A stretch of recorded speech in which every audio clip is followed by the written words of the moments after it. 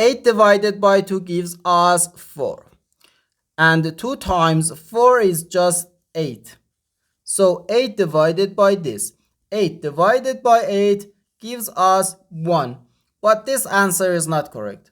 Because according to the order of operations, first we have to do parentheses, then exponents, then multiplication or division, and finally addition or subtraction.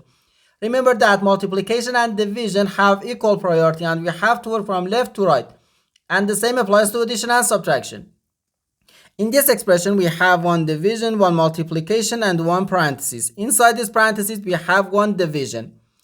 Here we have a multiplication because in mathematics, when a number is placed next to parentheses, it means multiplication. And we usually don't write the multiplication sign for brevity. Okay, so here, according to the PEMDAS, first we have to do this parenthesis, then this division, and finally this multiplication. If we do this multiplication before this division, it is wrong. So first this parenthesis. Inside this parenthesis, we have 8 divided by 2, which equals 4. So we have 8 divided by 2 times 4. Now, in this expression, we have one division and one multiplication. As I said, multiplication and division have equal priority and we have to work from left to right.